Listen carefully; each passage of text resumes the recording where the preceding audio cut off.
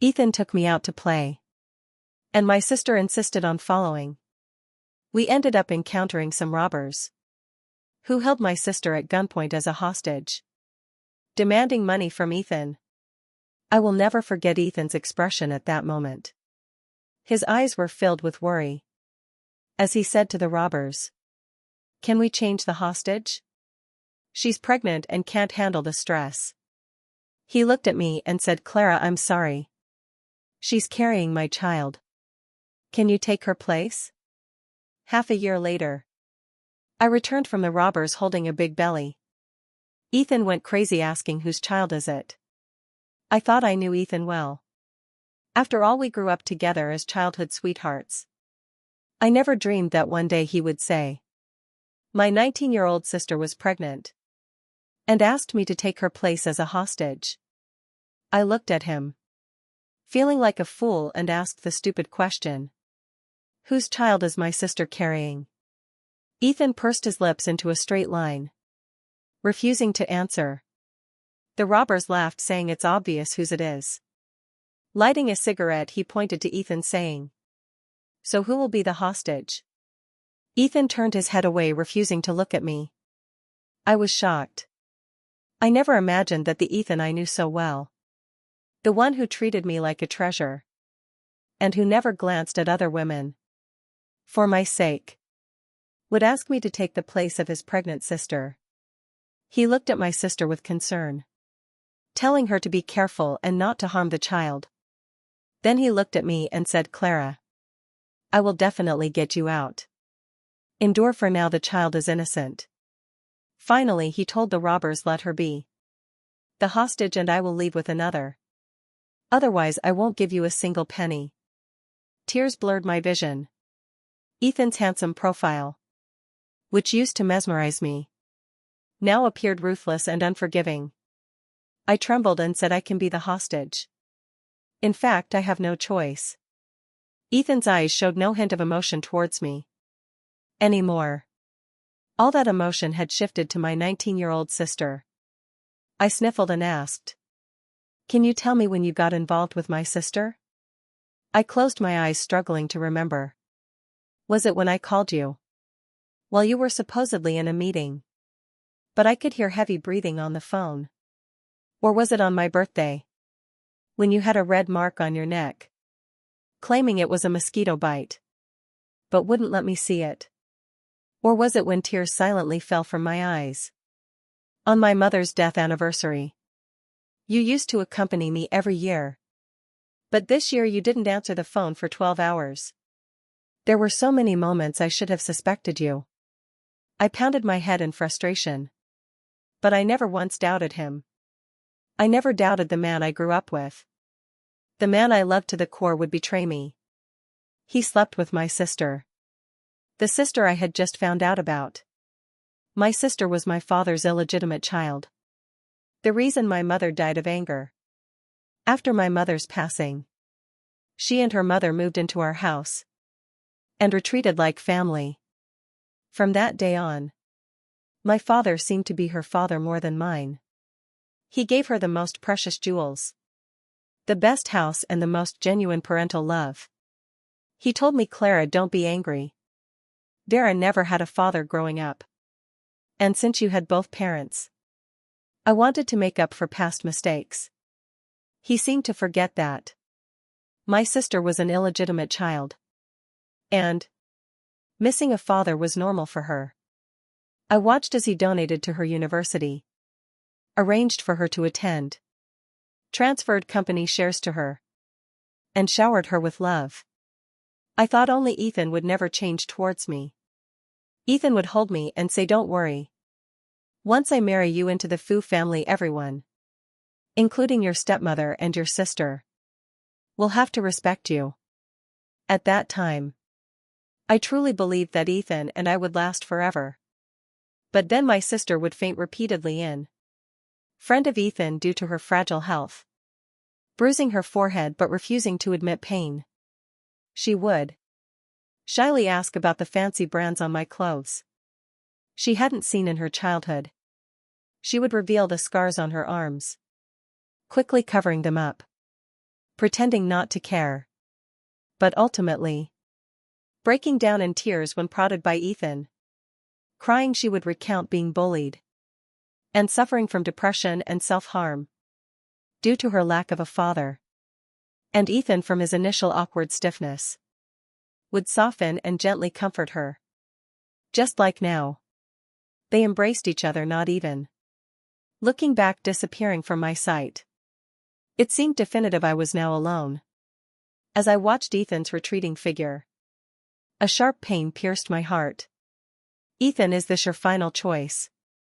I asked. Ethan remained silent, hugging my sister tightly and disappearing from my view. I turned to the rough-looking robber. So where are you taking me now?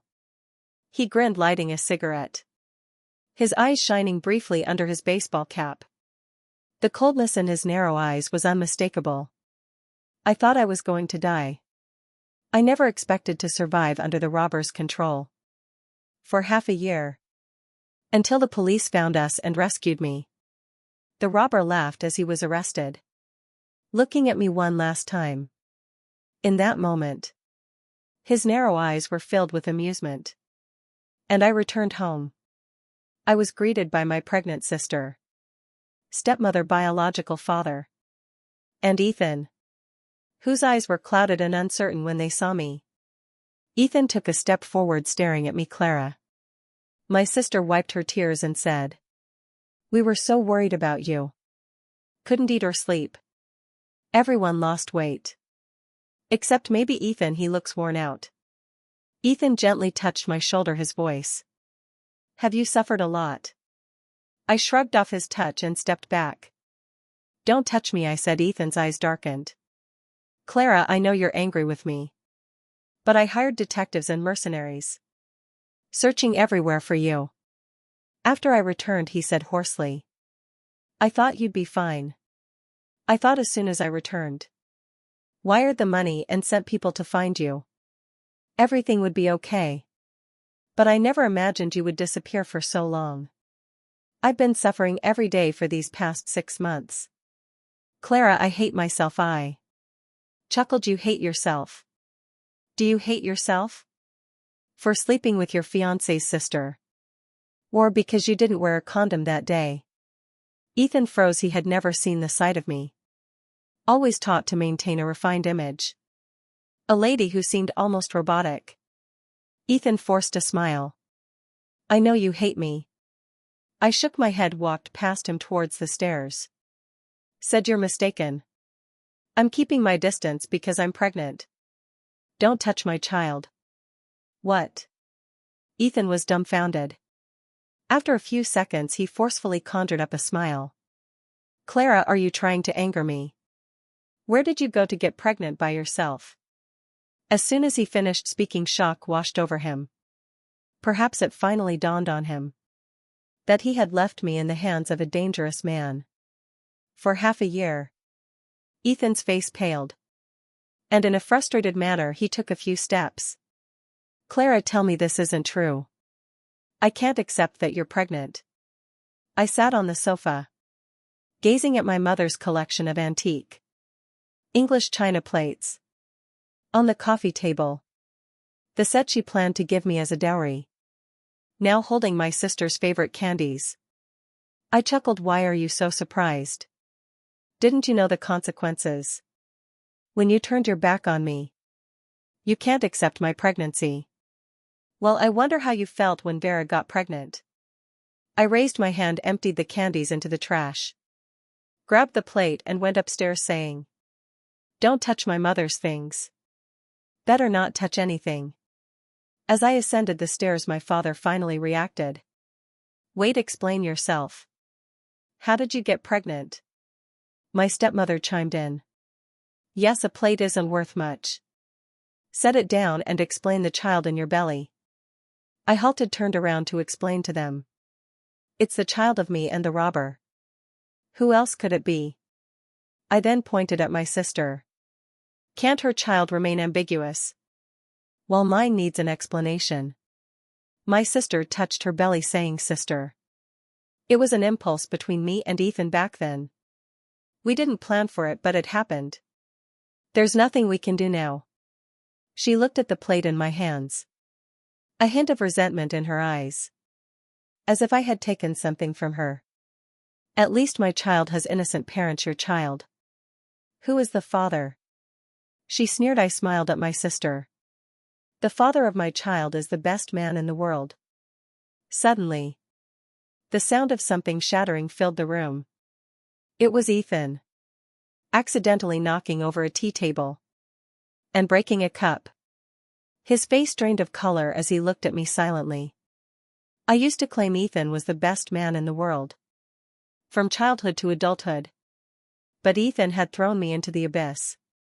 Now that I had climbed out of that abyss, my heart had replaced him with another man. Ethan began to look lost. I couldn't understand. Isn't all of this because of you? I went upstairs to my bedroom.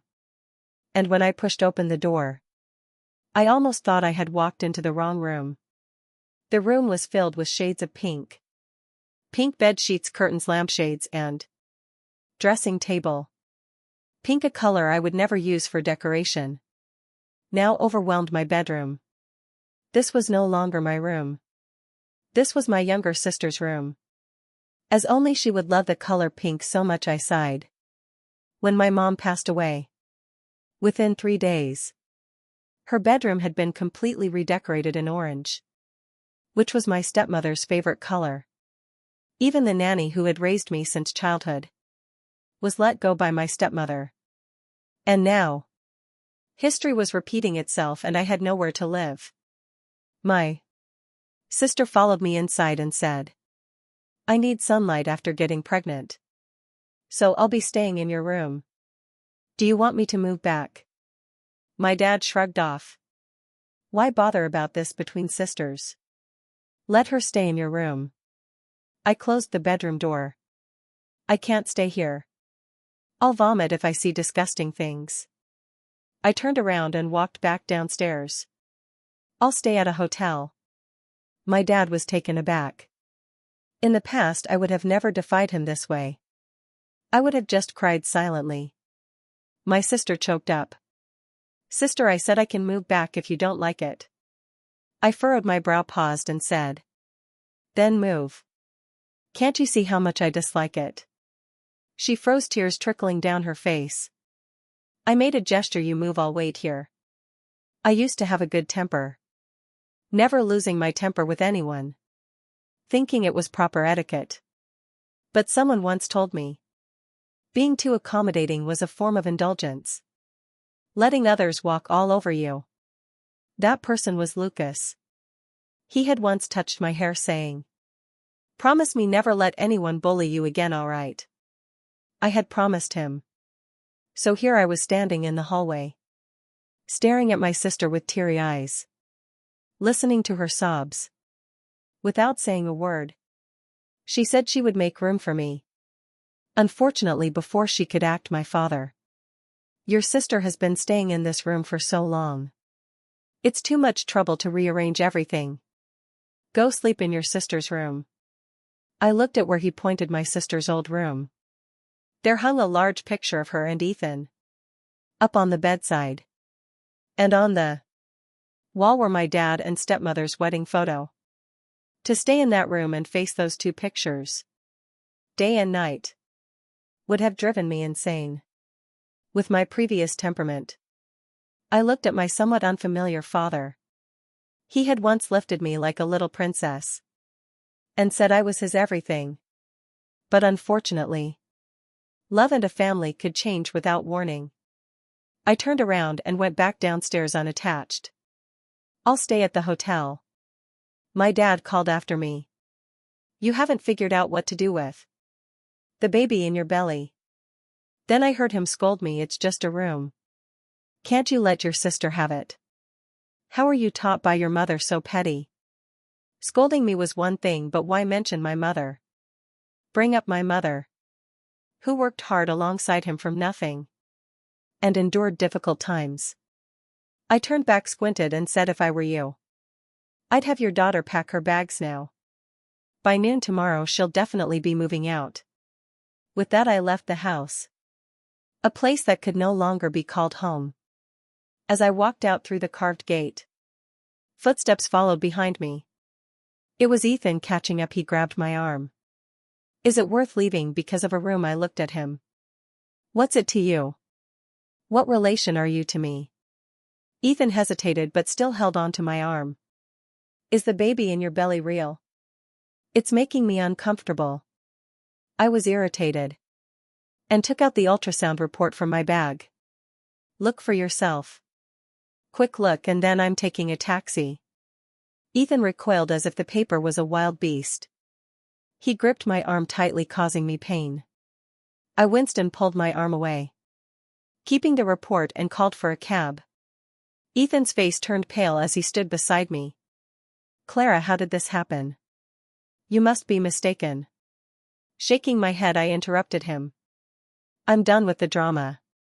Raising my hand, I released his grip and asked, by what authority are you asking me to abort? Ethan, are you my brother-in-law? Ethan fell silent. I let go of his hand, closed the cab door, and left. I lay on the hotel's large bed, thinking about the room that had been taken from me. It was the best room in the entire villa, with the best lighting and views. Every detail was a reflection of my mother's love for me. And now it had been snatched away. Looking out into the dark night, I remembered a story someone once told me at night. It was the second night after being abandoned by Ethan, taken by the kidnappers to the mountains, that a man named Lucas told me his story. He tossed me a chicken leg. Stop crying. It's just a man being stolen. I was in too much grief and forgot to be scared, and blurted out, easy for you to say. Do you know how much pain I'm in? Lucas laughed and sat next to me, lighting a cigarette. I haven't been stolen before. But once my meal was taken, he raised the chicken leg. I was homeless on the streets, hadn't eaten in a week. That chicken leg was given to me by a kind person. But it was stolen. If I didn't get it back, I would starve to death. In my first 23 years, I had never heard of such a life. I was shocked and stopped crying, listening to him quietly. I was afraid I wasn't even an adult yet, and that homeless man was too big. I hadn't eaten in a week, because everything I had was taken by him. I knew I couldn't beat him, but I didn't want to starve to death, or be robbed again. So I jumped on him, clinging to his ear with all my might. Regardless of how he pushed me against the wall, hitting me until I saw stars. I bit him with one thought in mind: I have to survive. I was stunned, forgot about Ethan's matter, and asked him, what happened? Then Lucas tore off a piece of chicken, chewed it slowly, and said, smiling between the two of us, I survived from then on. No one dared to take anything from me again. Taking a bite, felt the already cold chicken leg in my hand. And now, after half a year, I was suddenly craving chicken leg. Before ordering takeout, I texted my dad. Restore my bedroom to its original state by tomorrow noon, or I'll liquidate all Mom's stocks. Within 2 seconds, my dad began calling me frantically. I ignored every call, put my phone on silent, ate the chicken leg, went to bed, and waited for the next day to inspect my bedroom. I had inherited all of my mom's shares from my mother's hands, and my dad had been in a frenzy, not coming home for several nights. But my mother had completed all the formalities before her departure. If I decided to cash in, it wouldn't bankrupt my dad's company, but the damage would take at least 5 years to recover from. My dad saw that I wasn't answering the phone and messaged me. You used to be so obedient. Have you forgotten? You're breaking your father's heart. Because I was obedient, my room was taken. My father was taken, and my fiancé was taken. This time I decided not to be obedient anymore. Seeing my lack of response, my dad sent multiple voice messages, each 60 seconds long. I opened one and it was my dad cursing furiously. I closed it, Googled how to liquidate shares, and sent a screenshot to my dad. He stopped cursing after a few seconds. He come over tomorrow at noon. The next day I got up early and went to see Aunt Grace, my auntie. I hadn't seen Aunt Grace in a long time. She was a major shareholder in my father's company. When my father had financial problems, seeking on investors far and wide, no one responded. It was my mother who befriended Aunt Grace, sweet-talking her into investing. Over the years, Aunt Grace became a good friend of my mother's. Unfortunately, before her passing, she had been depressed and didn't want to see anyone. So Aunt Grace didn't know what had happened between when she found out later, my stepmother and sister had already taken over the house, and I was under my father's control, not even allowed to answer Aunt Grace's calls. Thinking back to my old self, even a block of tofu was tougher than me. If I hadn't been taken away, if I hadn't realized some things during life and death, if Lucas hadn't shown me another possibility for life, I might have been bullied to death without anyone caring. Aunt Grace's eyes turned red when she saw me. Your dad doesn't allow you to contact me, does he? I nodded. Tears streamed down my face. Tears that hadn't stopped since I returned. Some accounts need to be settled. At noon I walked into my bedroom on time and marveled. In my heart, my exquisite decorations, clean beddings, even the flowers on my terrace and the chaise lounge, were perfectly restored. I turned to my father and nodded. Well done. It seems you're really afraid of me dumping the stocks. My father's face darkened and my stepmother intervened. Clara, what are you saying? You're so thoughtless. Your father even wanted to throw a banquet to rid us of bad luck.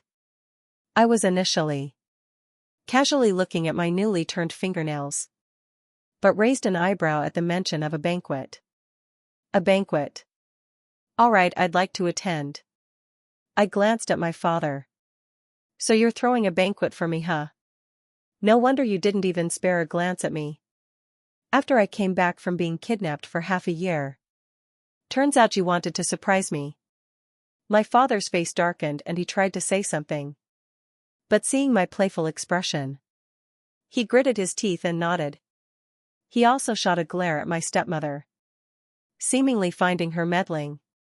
Perhaps my stepmother hadn't expected that the previously quiet and reserved Clara would now climb so smoothly. But wait and see. There were many unexpected things to come. I looked at the bracelet on my wrist. Not very eye-catching. A silver bracelet with rough craftsmanship and an unattractive design. Because it was so unremarkable, no one had noticed the rare emerald embedded in it. This was a gift from Lucas. He carefully put it on my. Tomorrow you will return to the sunlight. Struggle, fight, claw, bite. Find ways to take back what's yours. Then stand on top of them, looking down on them. He solemnly placed the bracelet, his father's life-saving item that he hadn't sold, even when he was starving, on my hand. I touched the bracelet on my hand and urged my father. What's wrong, Dad? Don't know who to invite for the banquet. Let me help you think of some. I called Aunt Grace. Aunt Grace, my dad wants to throw a banquet for me. Can you help me think of who to invite? Or could you directly invite them for me? The more people the merrier to ward off bad luck. My father's face turned purple with anger. Clara, have you grown wings? Carrying a pregnancy without anyone knowing. Yet you dare show your face. I pointed at my sister. Then how do you view my sister's stomach? My father couldn't say a word. My stepmother intervened again. The deed is done. It's pointless to dwell on it. It's better to accept reality. Let go of grudges and wish your sister well. After all, you two are siblings. I nodded with a smile. I didn't say I wouldn't accept it. I can give Ethan to Vera as a gift. I don't want him, but the banquet must go on. My father. Looking at the phone in my hand with an open call page, showing the name of a well-known securities broker in the city, Aunt Grace's good friend, who particularly excelled in stock cashing out, nodded disapprovingly. I had achieved my goal. Didn't want to stay with them any longer. So I locked the bedroom and went downstairs. My sister followed behind me, previously silent with a resentful look in her eyes. But as we got closer to the first floor, she suddenly asked me, "Sister, is it true that you don't want Ethan anymore? And will give him to me?" I waved my hand as if shooing away a fly. Who would cling to rubbish like that? If you want him, of course I'll give him to you. You two are a perfect match. As the words left my mouth, I heard a cough.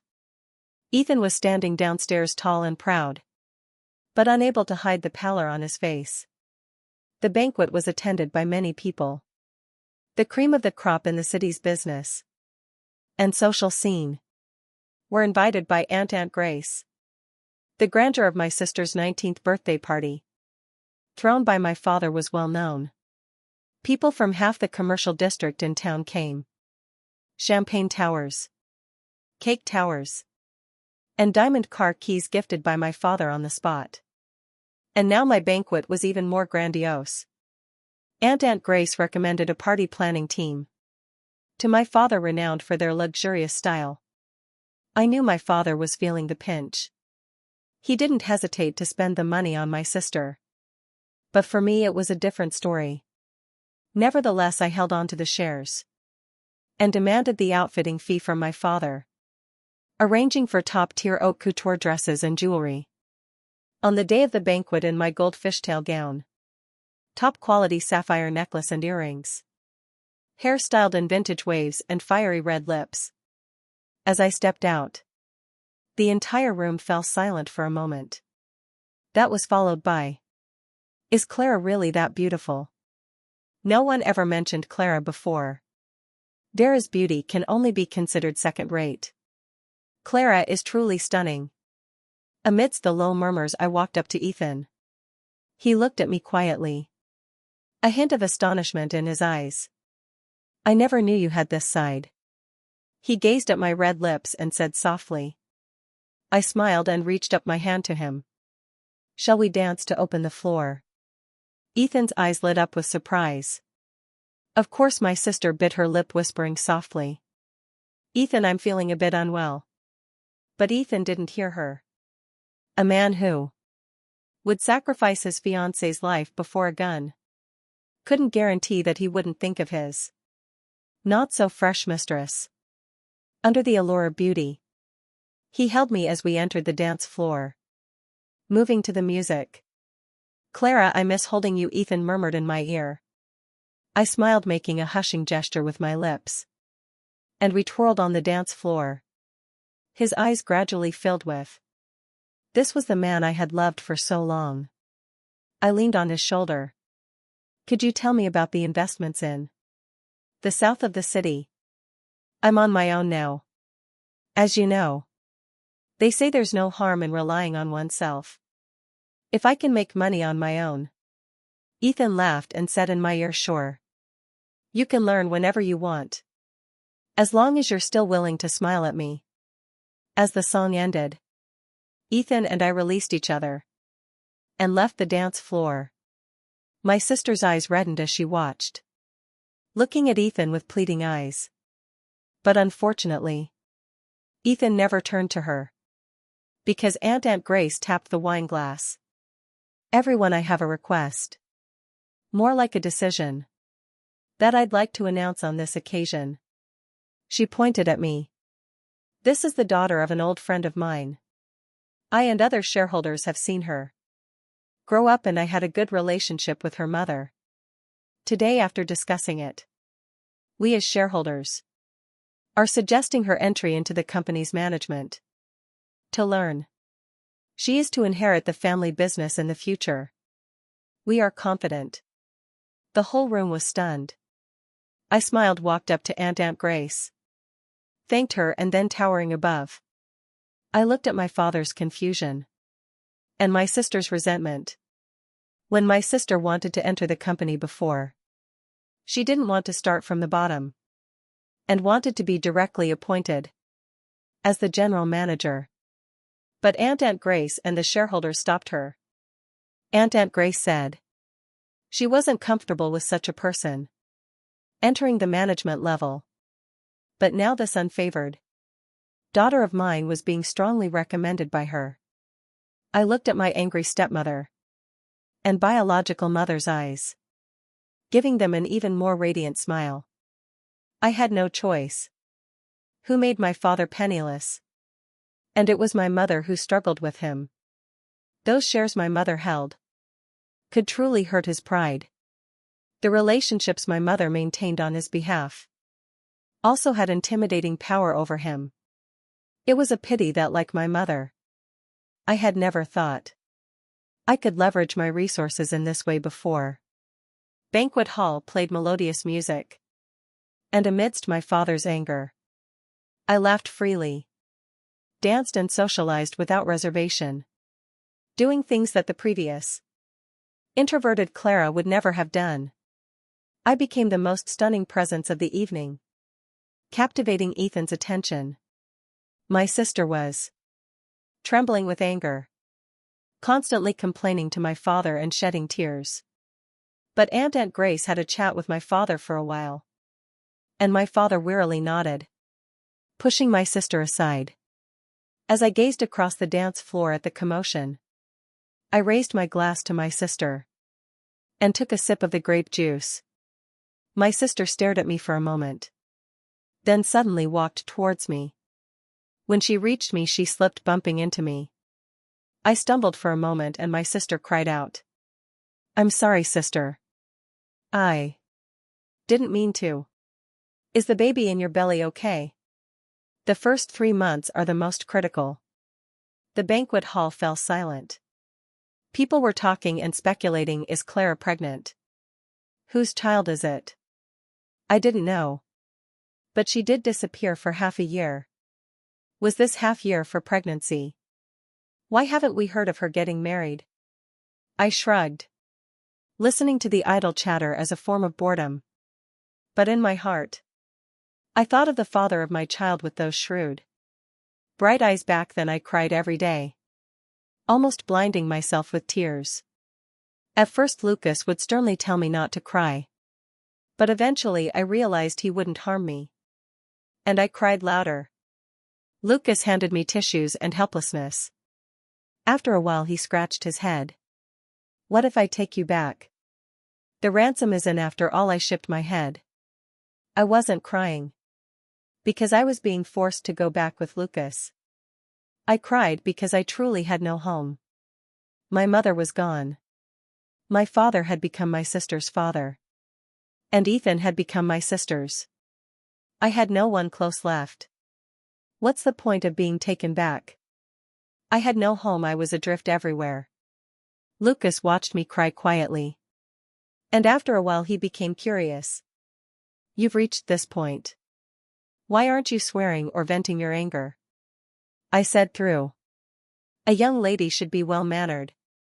Some words, regardless of the situation, should never be said. Lucas was taken aback. After a while he laughed heartily. "No wonder you've been left with nothing.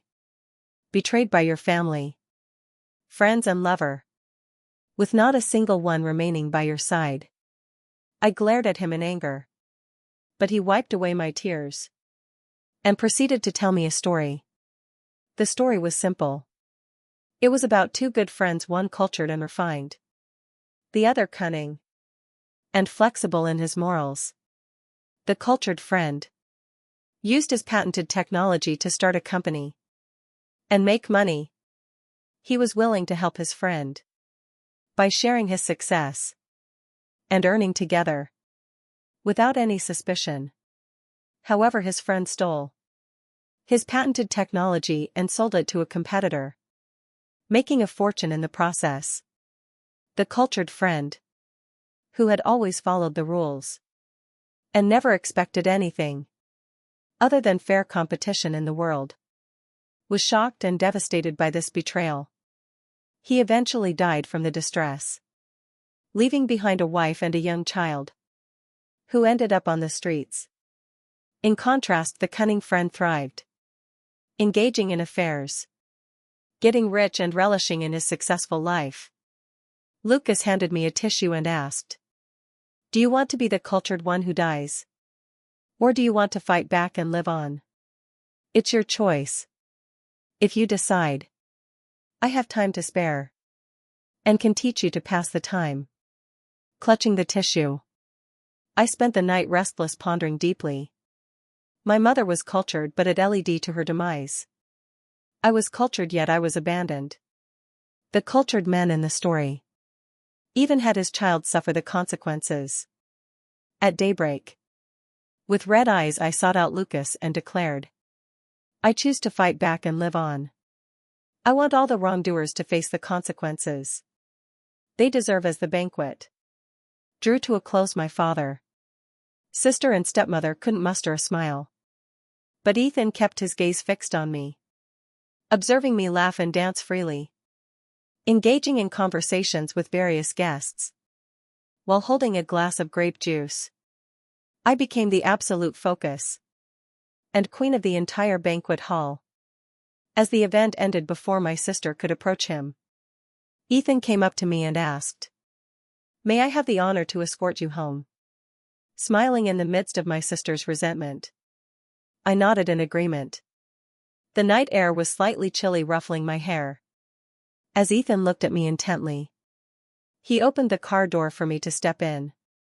I remembered when we first met. He used to open the car door for me. However, as time passed, we never walked side by side. He always led the way while I followed behind. Not once did he open the car door for me. Sitting inside the car, I waved to my sister standing behind the car, advising her to head home early and take care not to catch a cold. Considering her bigger belly, Ethan silently glanced at me. After driving a few kilometers, he spoke. "I remember you used to depend on me a lot. Once a wealthy heiress, I clumsily learned to make bento boxes and carried them to Ethan's company, offering him lovingly prepared meals. However, he coldly rejected me, stating, 'I don't wish to see you at work. It affects my efficiency.' This happened around the time my sister conceived. Every night my sister was home. How did she get pregnant then?" I looked at Ethan's profile. Still as sharp and firm as when he first rejected me. I heard of a syndrome called Stockholm Syndrome, where hostages develop feelings for their captors. It's abnormal and sick. Clara, let me take you to see a doctor." His frantic attempts to find excuses convinced him that my feelings for Lucas were not genuine. Maintaining a smile, I observed his lips moving, his Adam's apple rolling, refraining from arguing or agreeing. As deep within me I knew the true sickness lay in committing adultery with a sister-in-law, pushing a fiancé into a dark abyss of the gun's barrel, and mistreating the children left behind. With the car engulfed in a deafening silence, Ethan's eyes revealed a profound anguish. As I boldly declared I love him very much, the serene atmosphere shattered, and Ethan's expression contorted in anguish, prompting him to plead, "Please don't say that, Clara." He rubbed his temples and sighed. "I heard of a disease called Stockholm Syndrome, where hostages develop feelings for their captors. It's abnormal and sick. Clara, I'll take you to see a doctor." He tried desperately to rationalize that my affection for Lucas was a result of illness rather than genuine love. As time passed, I engaged more frequently in business meetings, with Ethan discussing projects together. Despite objections from my father's stepmother and sister, Ethan was willing to collaborate. Ethan specifically requested my involvement in projects, leaving my father no choice but to begrudgingly accept. He privately expressed, "Daughter, I know you have been through a lot. From being kidnapped to pregnant. You're still the obedient child, aren't you? Standing up with a smile. I whispered in my father's ear, not anymore. People change. The more honest one is, the more resolute and irreversible the change. Hence the saying goes, don't provoke an honest person. Unfortunately, my father failed to grasp this concept. With frequent visits to Ethan's office, late-night project discussions, and casual conversations, my sister, once understanding, reached her breaking point. A heated argument ensued between her and Ethan, resulting in her being kicked out of the office and blocked on message. In a cold tone, my sister asked, "Are you satisfied now? Your mother can't teach you manners." While going through documents, I whistled casually, remarking, "We'll see how the tables turn, my dear sister." Derisively, my sister replied, "Don't forget I'm carrying Ethan's child, while you're just a wild seed." Folding the papers, I lifted my gaze and confronted her. "Hasn't your own child's origin crossed your mind? How dare you speak to me this way?" Suppressing her retort, I handed her a tissue to wipe her tears, and she retaliated. Before she could finish, my hand met her cheek firmly. Merely a precaution to prevent coffee stains left. Unfounded and red-faced, my sister retreated in tears. As I was raised by Lucas's strict training, my slap was not just for show. Discarding the wet tissue, I cleaned my fingers meticulously. Imbued with impatience, I pondered the necessity of investing time and life with such worthless individuals. Why should Lucas end up in prison due to a meticulously planned kidnapping?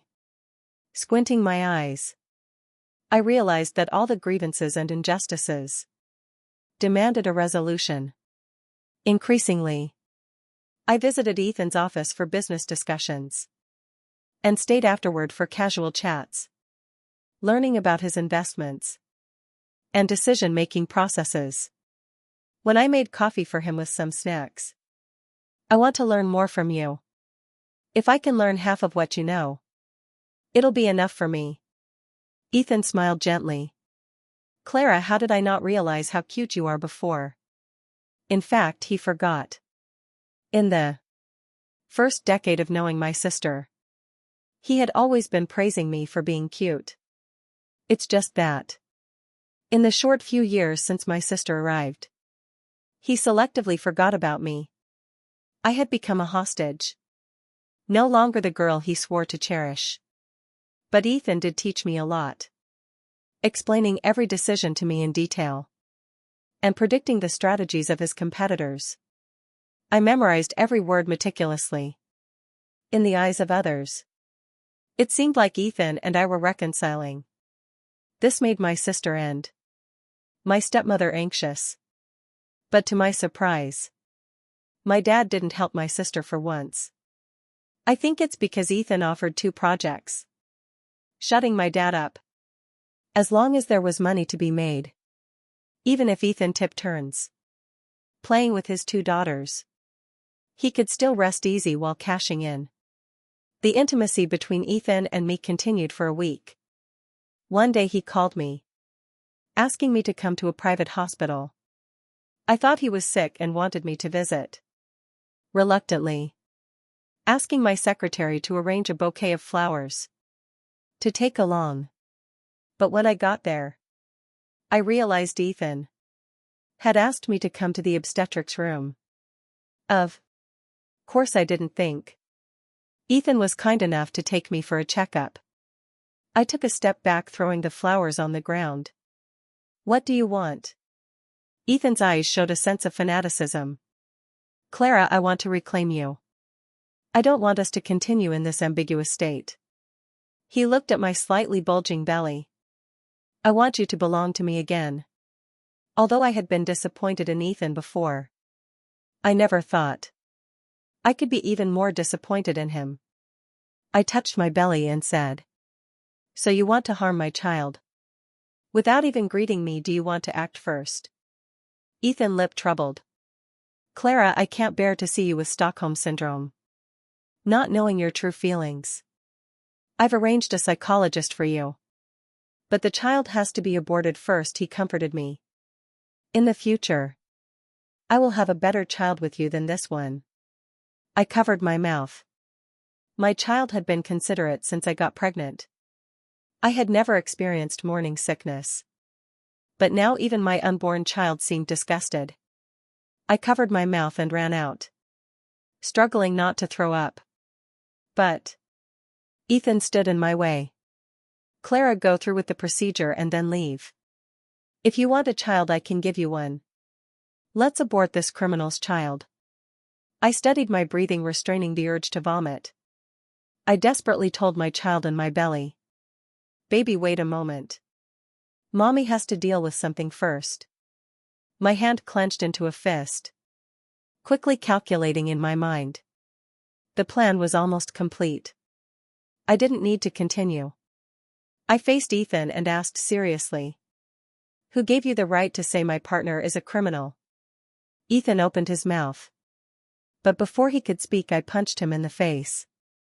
Blood trickled from his nose as he looked at me in astonishment. Clara, I continued by asking, and who gave you the right to say my child is a criminal's offspring? I struck him with another punch.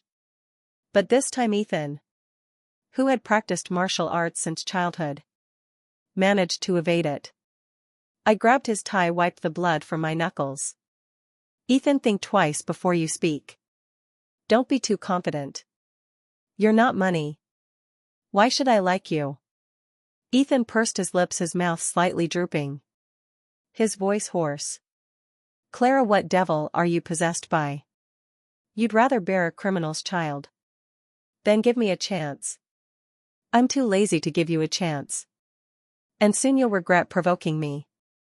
Walking out of the hospital, I decided to tie up loose ends. I drove home, went into my dad's study, and removed the listening devices hidden under the desk. Then I went to the company using my managerial position. Smoothly accessed my dad's office. And during his meeting, carefully removed the listening devices hidden under his desk. The next day I didn't go to the company or back home, but went to a hotel. I spent 2 days liquidating all of my mom's stocks. On the 5th day, Aunt Grace withdrew her investment. My dad's company immediately faced a crisis.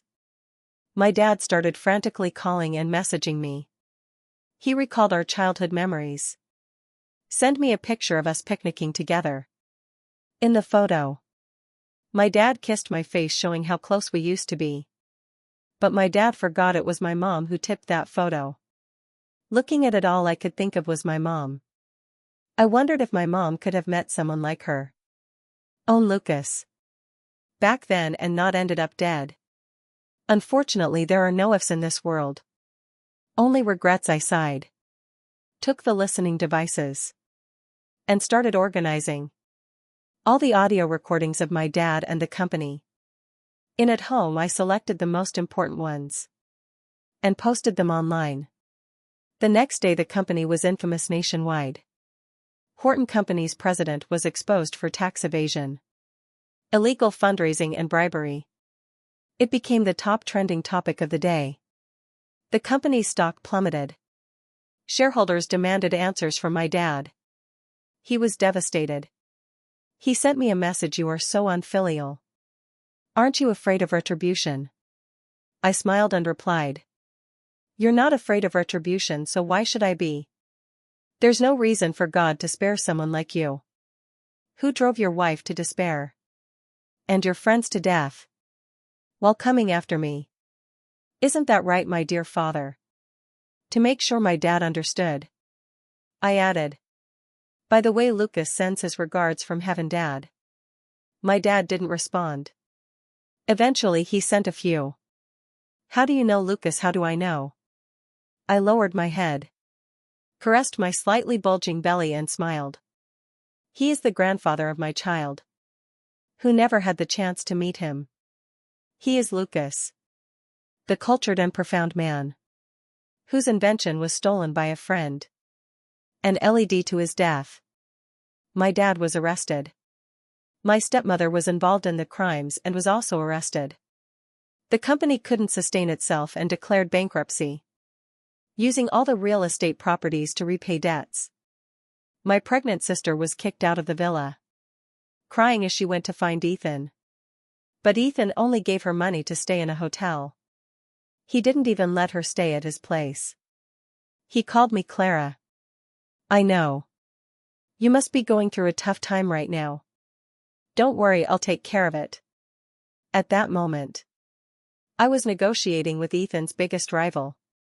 In a coffee shop, I held a pile of documents containing all of Ethan's trade secrets and core business information. Upon receiving his call, I smiled and thanked him. I replied very cheerfully, "Thank you. Take care of yourself first." 3 days later, a major deal of Ethan's was intercepted. A week later, his biggest business partner was poached. 3 months later, Ethan's company was besieged by several competitors. Some great news about his business started to spread, causing a stir, and banks began to withhold loans. Ethan was too preoccupied to bother with me. It was only one late night when Ethan called me, his voice full of weariness. "Vera gave birth." I felt silent for a moment and then congratulated him. Memories seemed to drift back to that afternoon. The one where Ethan announced Vera's pregnancy, making me a hostage. But the pain from back then was no longer there, replaced by a sense of luck. I felt lucky to have been a hostage for Vera. And Vera, returning the favor by giving birth to Ethan's child.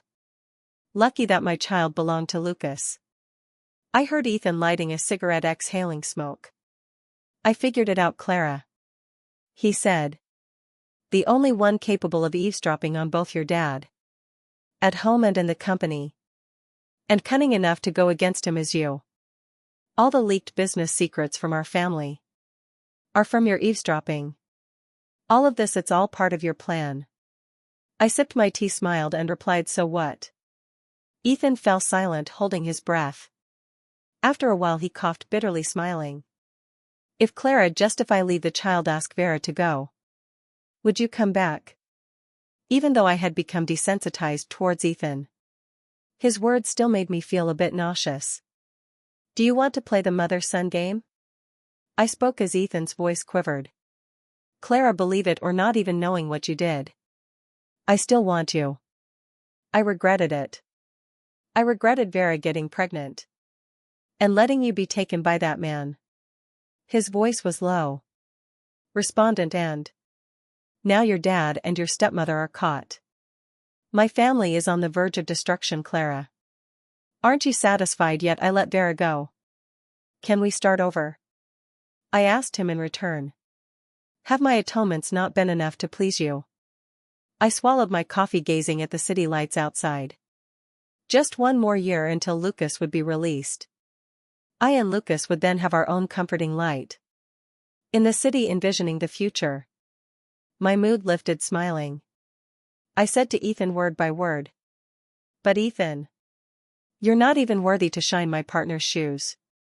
After hanging up the phone, I stood by the window looking at the night sky, taking a deep breath. All the grudges would end here. For the rest of my life I had Lucas. A year later, 2 significant events occurred. My daughter was born and Lucas was released. After my family's villa was repossessed and bought back by me, Ethan received the news when my daughter was born. I transformed it all into the style my mom had originally designed. It is now where my daughter and I reside.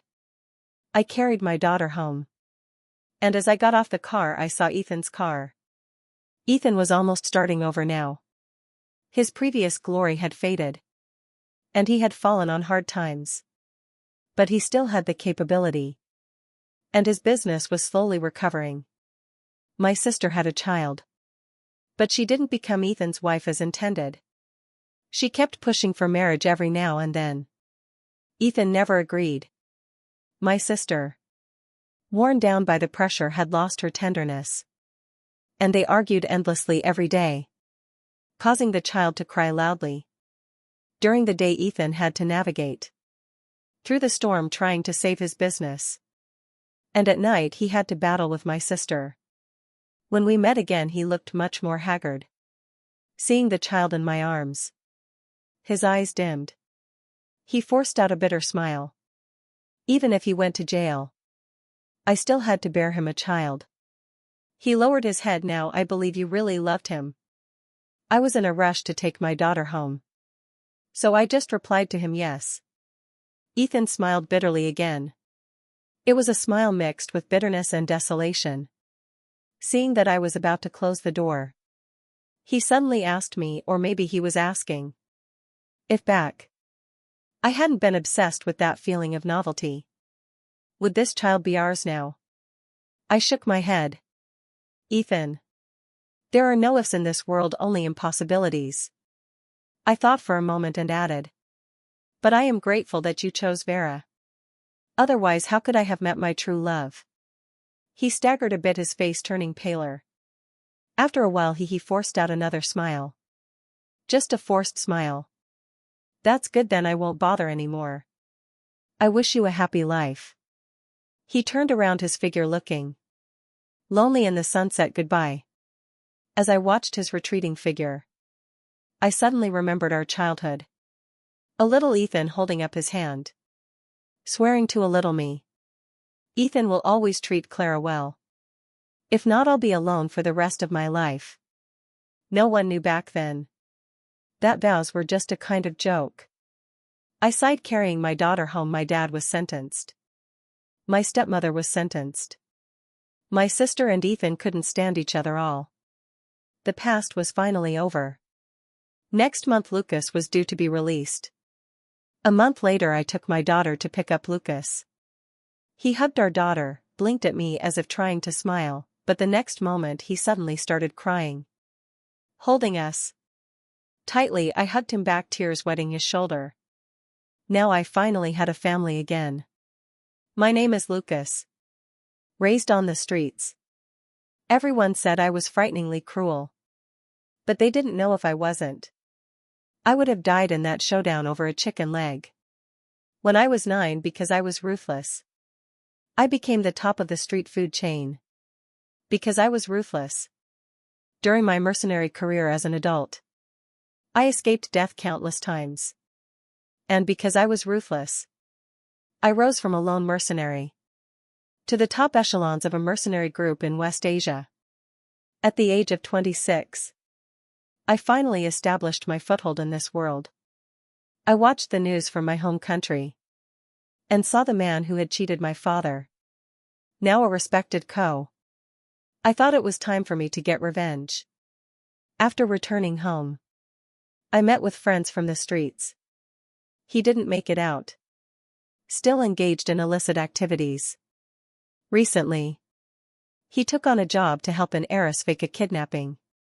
It was said that this heiress seduced her sister's husband, got pregnant, but the husband refused to acknowledge it.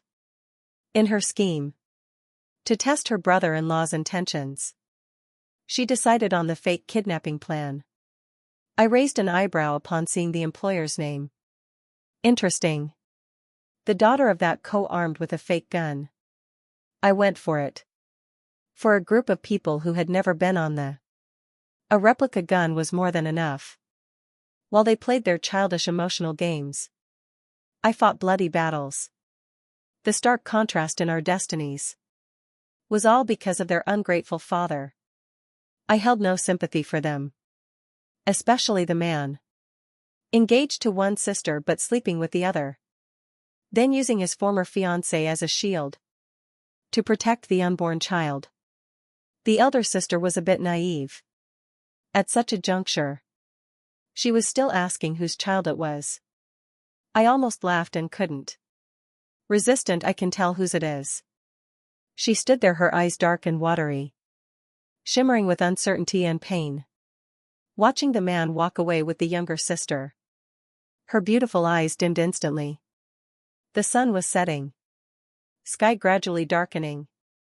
sunlight reflecting in her eyes, filled with despairing gloominess. In that moment I distinctly felt my heart flutter.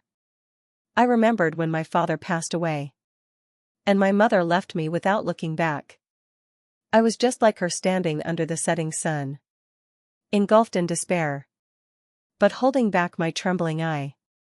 Recalled the results of my investigation. That man swindled my father's patent. Had an affair within 2 years and had a child. After making it big, he successfully brought his mistress and illegitimate daughter into the picture, angering his original wife and leaving a daughter unattended.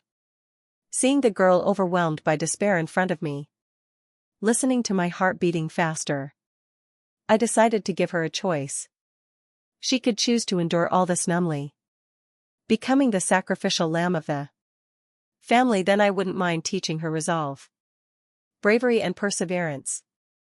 I let her contemplate whether to seek revenge or remain silent.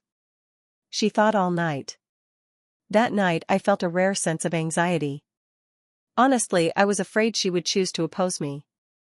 The next day when she came to see me, I almost didn't want her to reveal her decision. Thankfully, she chose to let karma catch up with the wrongdoers.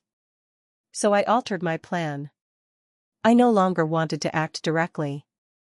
I had the man's daughter do it. Let his biological daughter be the one to send him to prison. I started training this honest yet weak girl, beginning with her physical strength. A strong physique could fortify her spirit. Seemingly fueled by a pent-up frustration, she devoted herself to the training I provided. In less than half a year, her combat skills and tracking abilities had soared to the top among ordinary people. She could hunt, kill and endure. Blood splattered across her face, without a hint of emotion. I firmly believed more than love, hatred could transform a person. In idle moments I often found myself staring at her silhouette. There were those few moments when I suddenly didn't want to return home, even though that was where I had fought so hard. For a few days, her smiling face and a wedding dress kept recurring in my dreams.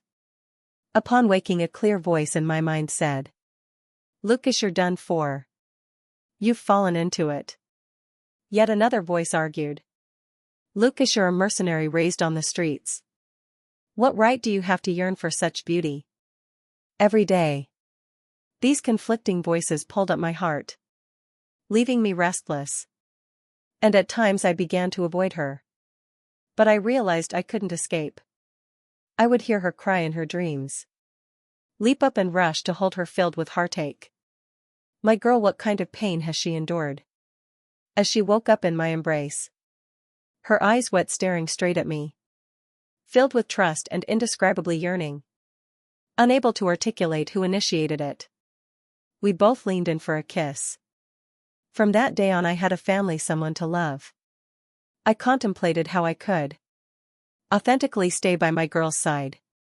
I concluded my overseas business, transferred a considerable sum of savings back home. Then I turned myself in. I hadn't harmed anyone.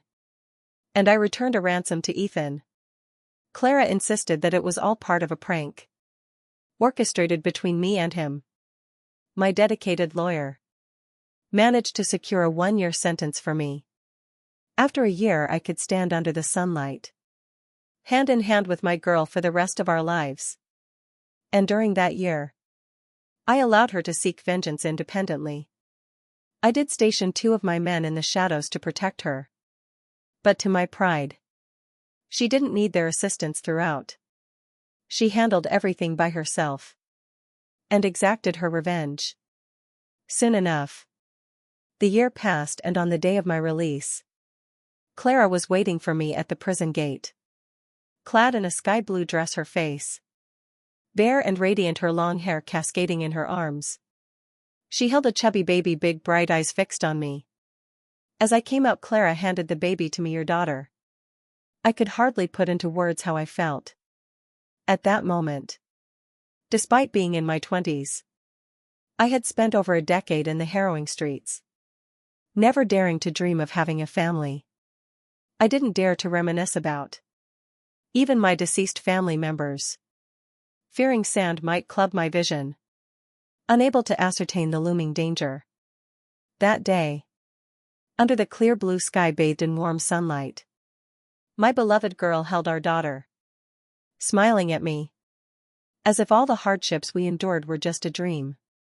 The dream had ended, and for the remainder of my life, there would only be tranquility and sweetness. I shed blood but not tears. But in that moment my tear fell on my daughter's cheek. With one hand and our daughter with the other, we walked towards our own sunshine.